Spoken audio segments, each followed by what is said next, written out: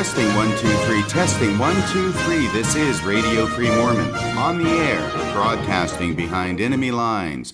Tonight's episode, a Father's Day special. Today's date is Father's Day, June 19th, 2022, and in honor of the occasion, I'd like to take the opportunity to introduce you to my father, whose name was Raymond. My dad was born only a year after the end of World War I. His birth date was December 26, 1919. He used to say that he was so old he was born the day after Jesus. Of course, he only said that after he began getting up there in years.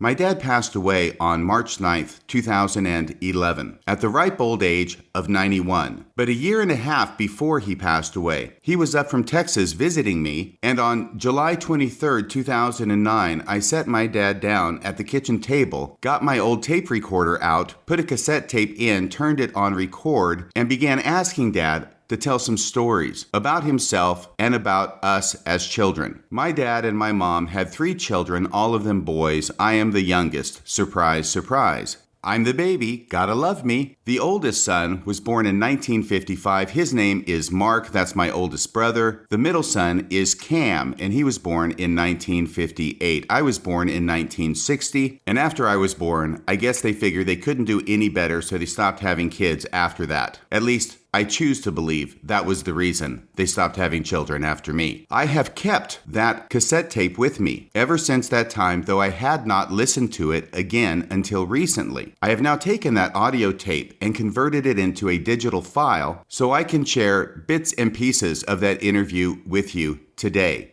Now, I have to apologize in advance because there is horrible background noise on this tape. I was not aware of it until yesterday morning when I began this project and was very disconcerted to hear that because of all the background noise, I could barely hear and sometimes not hear at all what my father was saying. The good news is I was able to monkey with it with a noise reduction function in my software so that now I can understand what my dad was saying. The bad news is that there is still some background noise, which I was not able to get rid of completely, so I apologize for that in advance. At the beginning of this interview with my father, he talks a lot about his career before any of the kids were born. My dad was an aeronautical engineer who worked on missile systems for the United States military. Yes, my dad is a rocket scientist. He worked at the Pentagon, he worked at Lockheed, he worked at Rocketdyne, he worked at Boeing over the course of his career and was very much involved in research at wind tunnels. In fact, if you happen to have available to you a copy of the Encyclopedia Americana and look up the article on wind tunnels, you'll find my dad's name at the bottom of that article because he's the one who wrote it.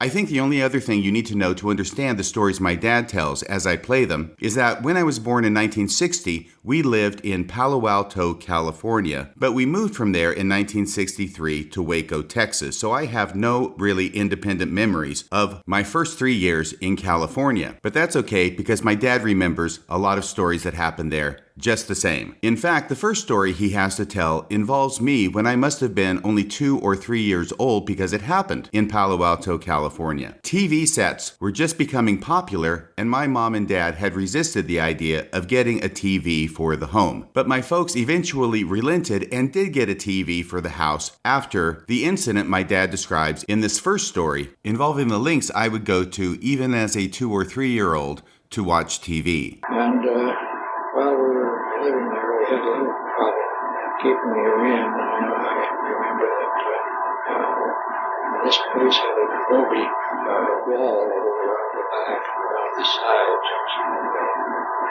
I remember it was about 9 o'clock at night when the neighbor across the back fence called and said that your son is here at ours watching television. We thought you were already outside.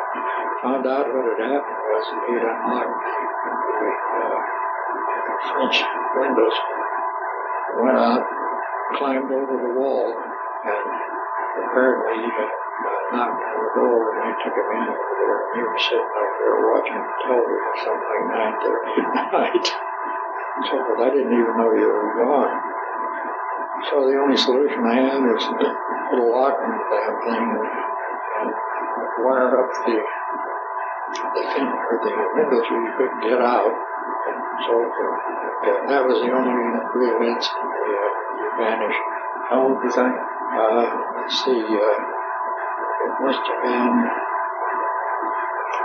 you're born in 60, it's probably around 62, 63, when that incident occurred.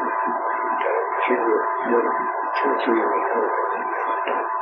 How high was the wall? The wall was probably 5 foot in the back, and about the same on the sides, on both sides. But they had found a way that there was in the corner where they could step up on something and get over the top of it. So after that little episode, my folks decided maybe it was better just to get a TV set for the home after all. Unfortunately, the very first TV set that my folks got met an early demise at the hands of yours truly. Both Tina and I were opposed to television per se, because we thought it was, we didn't really appreciate the idea of television. But finally we gave in and got a small portable television. And we had a small table and we had a rollers there, so you could push it back and forth and so forth. When you say give in, do you mean because of us boys? What's that?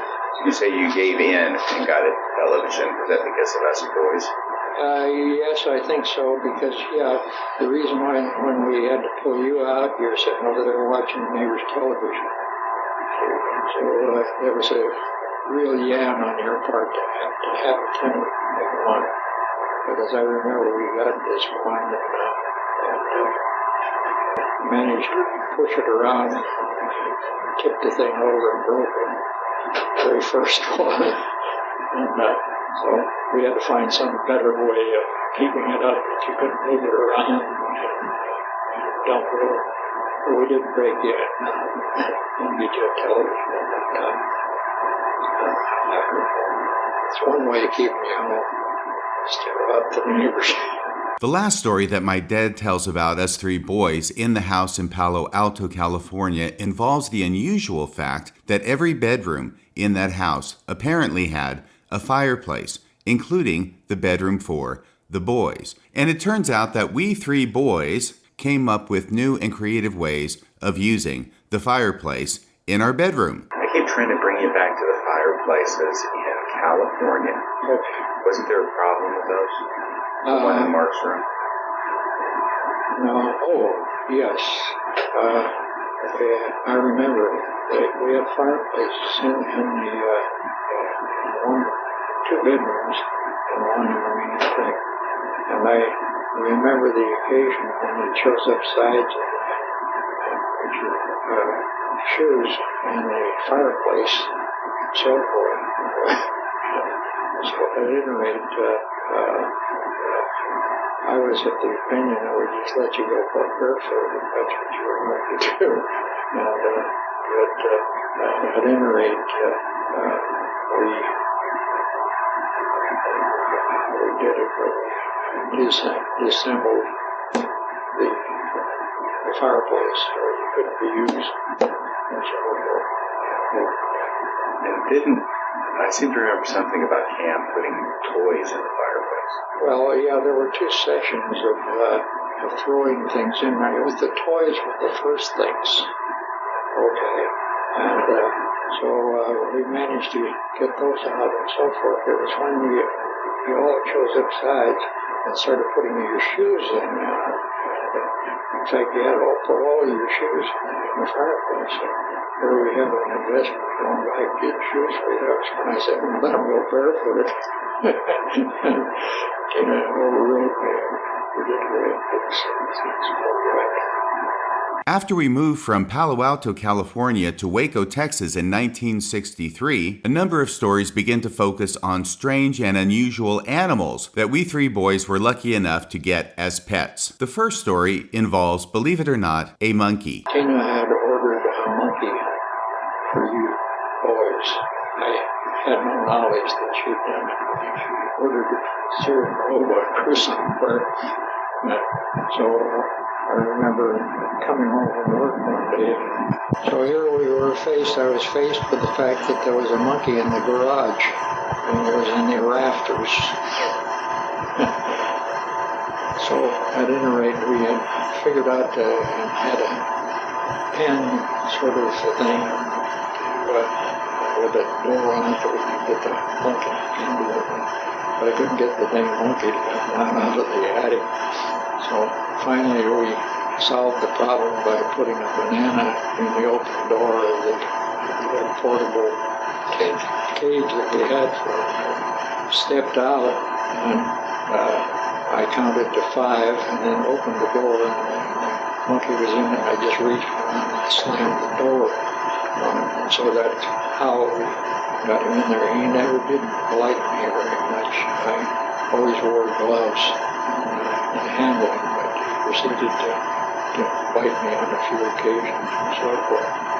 But at any rate, he also had a habit of getting out.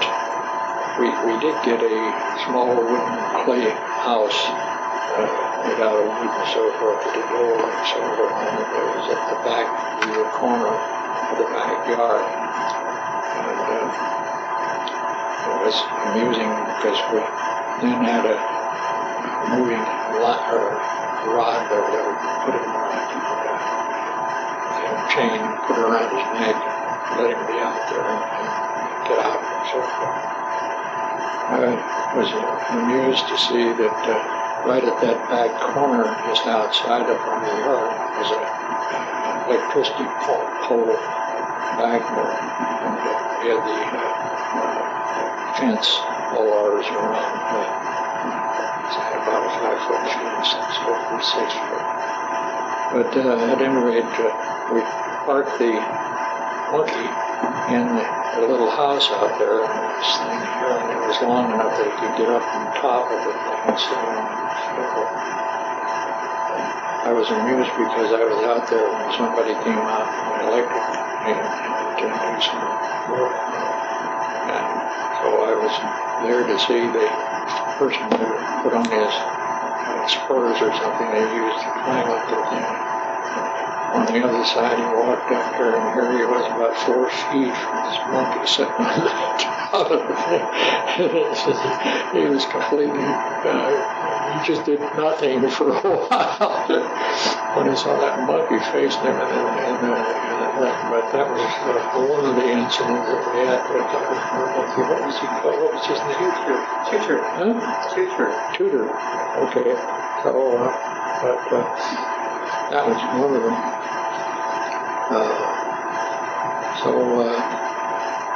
At any rate, then we had another. The contractor was building more houses down in the area right around where we were. And I was at work at the time. And the foreman of the crew that was working on the house down there came up and knocked on the front door and answered with me. He says, "Are you the people who owns a monkey?" I flustered and said, "Well, yes, we do." And he said, "Well, would you mind coming down and getting him? A damn monkey is there, and all of my people are looking for a monkey. Instead of getting working on a thing, I'd like him to get the hell out of there." So I've forgotten how we did it, but we did get him out of there. And they went back to their that's fun. The other thing I think we found is the monkey got away again, and he got into a house on the other backside, and I don't know how it happened, but apparently he got his tail cut off, and the door, somebody slammed the door and went in. So at any rate, we ended up with Tudor, and as I recall, we gave him to the local zoo, okay, and we were really quite sorry because I think on the second day someone had fed him poison, and so he ended at that time. But it didn't stop with a monkey. There was also a brief period of time when we had an armadillo for a pet. And here's the story of how that came about. Also, I remember the occasion when we were driving out the country. It was just a dirt road. It wasn't concrete or anything. And Mark and both of the boys were in the back seat, as I remember. And we saw an armadillo that was walking across the road. So it didn't have a lot of heavy traffic. But I stopped. Mark jumped out of the car and ran over, and the armadillo took off in the brush on the side. And Mark chased him and vanished from there. Trees and stuff around it. And I got out to find out what was going on, and I could hear Mark yelling out, "I'm going to get you." I went over to look, and he'd caught up with that armadillo, and the armadillo got halfway down the hole. But he got him by the tail, and he was there straddling the thing and hanging on. He said, "I'm going to pull your tail off if you don't back off." So apparently the armadillo did give up, and so then we put our captured armadillo in the trunk of the car. And, so at any rate, we took him home, and we didn't know what to do with him, so we put him into the old wooden house that we had in the back. It had a door on it. And so we parked the armadillo in there and locked the door. Went his head grating on him. So next morning we got out there and found out we'd practically taken a hole of the wood, torn through it, and was working on digging a hole to get out of the place. So obviously we weren't going to be able to contain him in that situation. So at any rate, I think it was at that time we decided to take it to the zoo. And yeah, I remember we had a deal that we'd given the armadillo that they'd take care of the monkey while we were gone. That was it. Okay. And we were going to reclaim that monkey when we came back in the trip. So, but that was when we were sorrowed because somebody had given us poison and killed him just the day after we had him.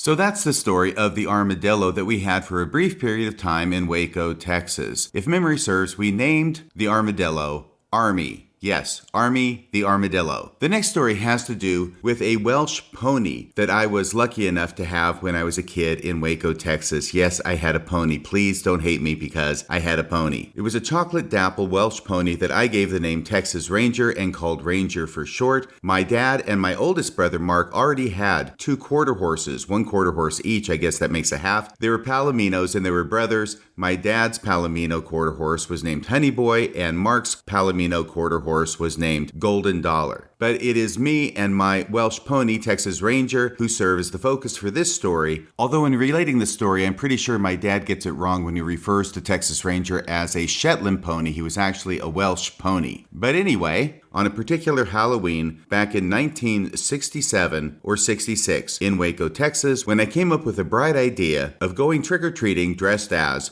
the Headless Horseman. Oh, yes. Okay. Well, what we'd done is we'd gotten horses, a horse for Mark, and we'd gotten a horse for you, and so forth, and we had them farmed out to a fellow to keep out at McGregor, which was 15 miles or so from where we lived. So, and one of the incidents that happened very sharp in my mind was on Halloween thing coming up, and we had procured a Shetland pony for you called what? Texas Ranger. Texas Ranger, and then Mark had Dollar. Okay, so we decided, or I guess I decided that we'd dress you up as the this guy that lost his head. Headless Horseman. The Headless Horseman. That's obvious, of course. At any rate, we dressed you out in costume.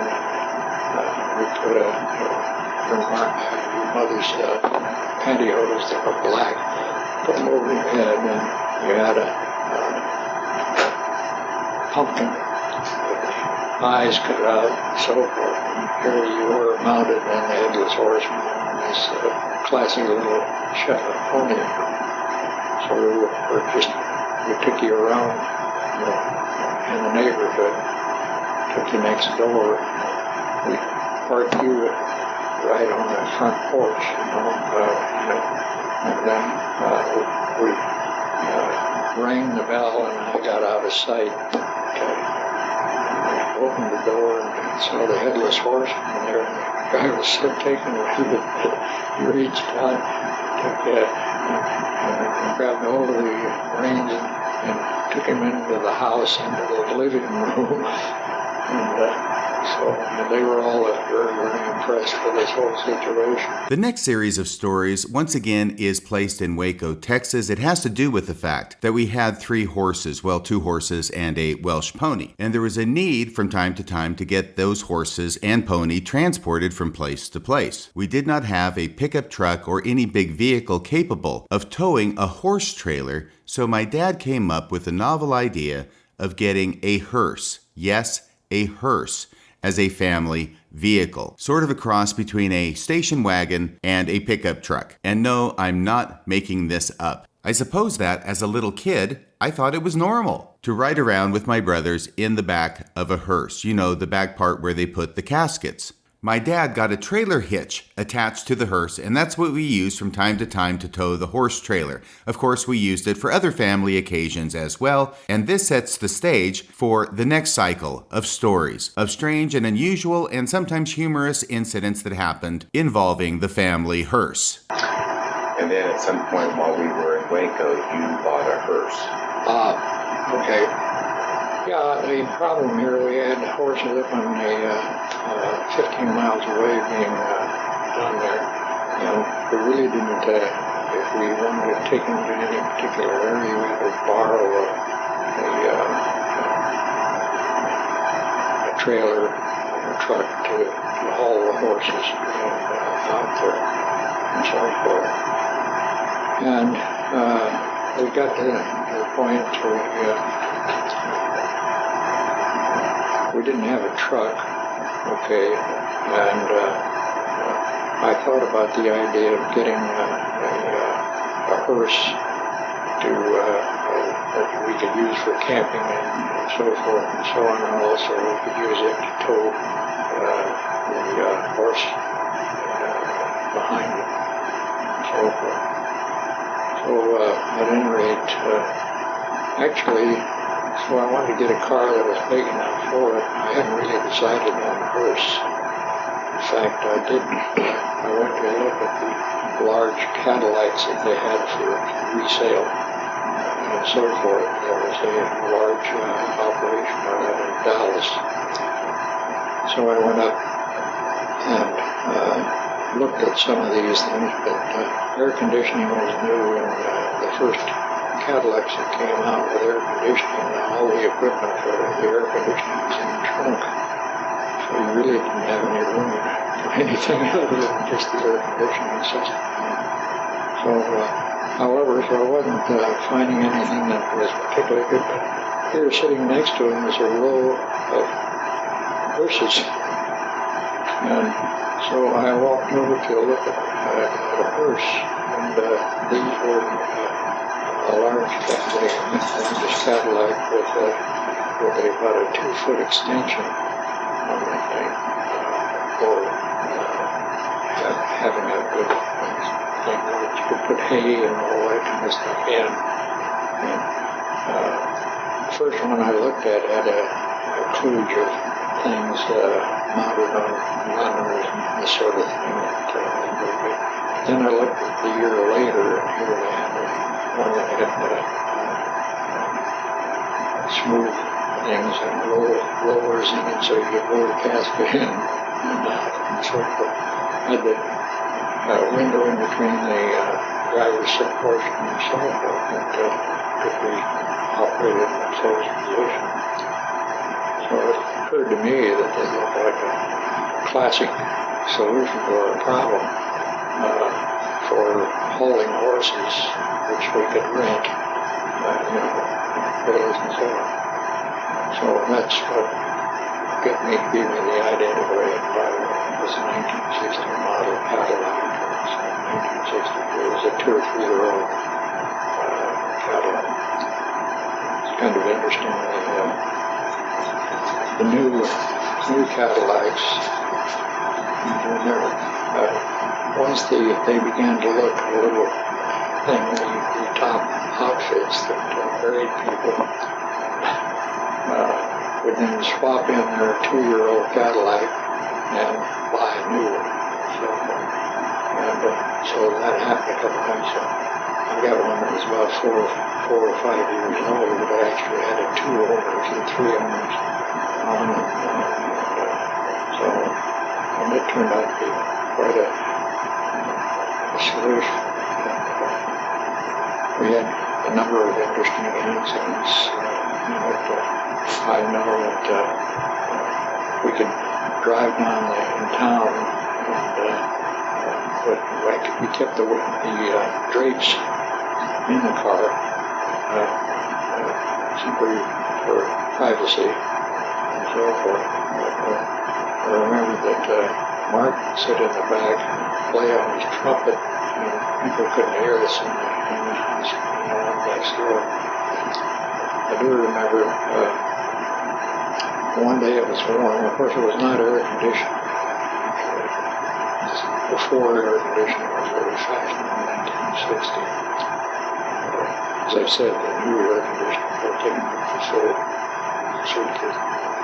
But at any rate, we were driving boys in the back, grapes, and I remember that we came to a stop, and cars being on the other side of us, each side, the stop light and so forth. Mark was getting pretty boisterous in the back, and I turned and hollered out at him. I said, "Settle down back there!" And my God, you should have seen the people on both sides looking at him. So the reaction was kind of interesting. We had another incident. We'd gone to West Texas to visit his family and so forth. And had this Cadillac person with us. But at any rate, we were coming back on a Sunday afternoon after having been there, and I stopped at, I forgot the name of the town, but I needed to get some gas, so we pulled into the gas station. About 5 or 10 miles earlier, before we got to this place at the gas station, it had been an out-of-state car, but I couldn't see where it was from, but we weren't really going real fast, but they stayed behind us, so it was fun. So at any rate, we pulled into the gas station, and the same car happens to have pulled in to get gas as well. And it turned out the out-of-state plate was from New York. And so at any rate, I was standing up there inside waiting to that's when people used to pour your gas in and so forth while they were doing it. This person came up to me and they said, "We've been following you and we're curious." He said, "We didn't know what the law was, and is it all right to pass a hearse out on the highway?" And I said, "Well, yes, ma'am, unless it's followed by a procession, and then it's illegal to do that because you pass the whole thing and so forth." Well, we really didn't know, and that's the reason we asked, but they sort of nodded and said, "You got anyone in there?" And I said, "Yes, 2 boys He said, 2? Yeah. And I said, the other one's in the restroom. At about that time, the drapes were pulled back, and Corbin's face was in it, and yelling something about something. I never will forget that shocked look that a woman had on it. Hey, well, it was fun. We had a lot of fun with it, but we got a lot of courtesy on the highway anyway. And I also remember when I was in the hearse to haul the sailboat up to Washington. The thing was so doggone long on the trailer. I was unable to. I was just about getting out of Texas. I wanted to get something to eat. Pulled into a place where I could get something to eat, but I couldn't wangle that thing in their parking lot, so I parked it in the street right in front of it. So here's this white Cadillac hearse with a red sort of a sailboat on the back end of it, sitting right in the door. So, and the owner of the place was so surprised because he was getting people coming in. He said he'd never had so much business, and he absolutely refused to let me pay for what we ate because he'd had better traffic than he'd had before. His rig said not to right out in front of us. The last story I'm going to share from this interview with my dad from July of 2009 is a story that he did not remember, but that I did. So this is me telling my dad a story about himself that occurred in conjunction with a deep-sea fishing trip that we took when we were on vacation down in Padre Island, Texas. This would have been back around the mid-1960s. I include this story here because it gives an insight into the kind of man that my dad was. On one of those fishing trips, I'm just going to mention this here to put this on the record because it involves you, though I'll bet you do not remember it. The name of the guy who ran the thing was Captain Colley. And he had at least one grown son or more that helped him. And there was this time when we were done for the day. We weren't the only ones on the boat. There were other people on the boat, and we were waiting in line to clean our fish. And this son of Captain Colley's was with us. And the guy in front of us who was cleaning his fish was taking a while. But we waited. I don't remember it being a big deal. But I remember it taking a while. And longer than maybe you would think it would take him to clean his fish. And we walk up there, and we're starting to clean his fish. The other guy walks away, and Captain Colley's son looks after him and looks at you and says, "He must be a Jew." In a disparaging way. Now, I'm 6 years old at the most. I have no idea what a Jew is. Yeah. I could tell it wasn't a good thing the way he said it, but the thing that I will never forget is how the temperature outdoors went down 20 degrees. Because I could feel you tense up about it. My recollection is you didn't say anything, but it was very obvious that you were not happy with that comment. I wouldn't have been. Or I mean, I would have taken that attitude. But you don't remember it, do you? No, but I remember it. It made a big impression on me. I never asked you what was that about or anything, but I knew something bad had happened. Yeah, I remember the boat. We rented the boat to do some fishing. I just don't have a recollection of that incident. But that's right, I did put in umbrage. I made such a remark. Well, that concludes the stories that I was lucky enough to have my dad relate to me back on July 23rd of 2009 and get it all down on tape. I feel a sadness in coming to the conclusion of this podcast because in some way I feel like I'm having to say goodbye to my dad all over again. Anyway, as I said, he passed away on March 9th of 2011, and I wanted to produce a special episode of Radio Free Mormon for Father's Day and in honor of my dad. I miss you, Dad. I love you, and I'm so glad that I got to have you for my dad. Well, that's about all for tonight. I want to wish each and every one of you a happy Father's Day. Until next time, this is Radio Free Mormon, signing off the air.